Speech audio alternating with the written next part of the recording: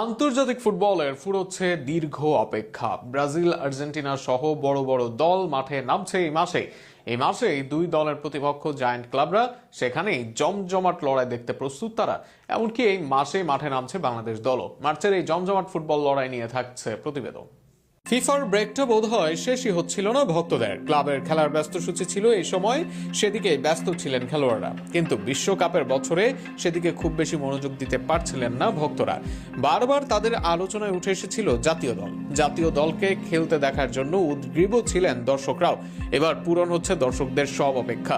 Brazil হোক বা Argentina, সব দলের ভক্তদের জন্য এবার সুসংবাদ। 4 মাস পর আবারও আন্তর্জাতিক ফুটবলে ফিরছে দুই দল। জুন থেকে নভেম্বর এই 6 মাসে মোট 5 বার মাঠে নামে ফিফার দলগুলো। বছরের শেষ দিকে ফিফা ব্রেক বেশি থাকলেও শুরুর দিকে এটা যায় বেশ কমে, আর যে কারণেই লম্বা অপেক্ষা করতে হয় ভক্তদের। অপেক্ষার শেষে এবার দুই হাই ভোল্টেজ ম্যাচ খেলবে ব্রাজিল। একদিকে প্রতিপক্ষ গত বিশ্বকাপ runner up France, Dembele, Mbappe, জুও, সালিবাদের বিপক্ষে ব্রাজিলের লড়াইটা তাদের বিশ্বকাপের জন্য হবে অ্যাসিড টেস্ট। অপরদিকে আরেক ম্যাচে ব্রাজিল মাঠে নামবে ক্রোয়েশিয়ার বিপক্ষে। লুকা মদ্রিচের দলের বিপক্ষে হেরে 2022 বিশ্বকাপ থেকে ছিটকে যায় সেলেসাওরা।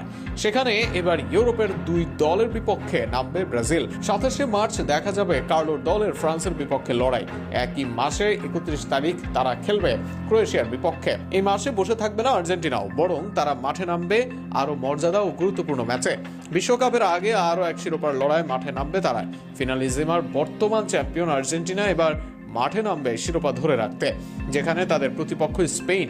শুধু স্পেন নয়, এই মাসে একাধিক ম্যাচ রয়েছে আর্জেন্টিনা দলের। কাতারের ফেস্টিভ্যাল উপলক্ষে কাতার দলের বিপক্ষেও ম্যাচ খেলবে আলবেসেলেস্তেরা।